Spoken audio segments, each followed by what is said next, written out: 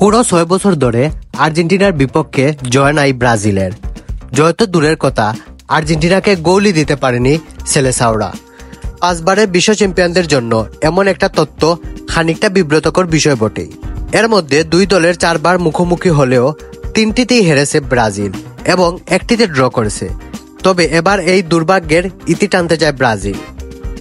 বাংলাদেশ সময় আজ 26 মার্চ ভোরে আর্জেন্টিনার বিপক্ষে মাঠে নামবে ব্রাজিল। আর এই ম্যাচ দিয়ে 6 বছরের আক্ষেপ শেষ করতে মরিয়া ব্রাজিল। দলের তারকাদের ফর্মটাও সেভাবেই কথা বলছে। ফর্মের তুঙ্গে থাকা রাফিনিয়া, বেনিসিয়াস জুনিয়র কিংবা রদ্রিগো পারফরমেন্সই মলিন করে দিতে পারে আর্জেন্টিনার উৎসব। তবে এদের মধ্যে রাফিনিয়া যেন একটু বেশি আগ্রহী। সময়টা দারুণ কাটছে তার। ক্লাব বার্সেলোনা কিংবা দেশ ব্রাজিল, জার্সির রং যেটাই হোক, রাফিনিয়ার পারফরমেন্স দারুণ উজ্জ্বল। ব্রাজিলের কিংবদন্তি রোমিনিওকে দেওয়া সাক্ষাৎকারে তার এই আত্মবিশ্বাসের সুর আর্জেন্টিনাকে হারানোর আগাম ঘোষণা দিয়েছেন ব্রাজিলের এই তারকা। বার্সেলোনা এই তারকা ফরোয়ার্ড অবশ্য শুধু হারানোর ঘোষণা দিয়ে থামেননি, বরং অনেকটা প্রতিশ্রুতির সুরেই বলেছেন তিনি নিজেও এই ম্যাচে গোল করবেন।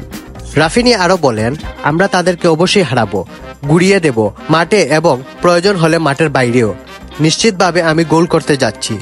আমরা যা আছে সব নিয়ে মাঠে নামবো।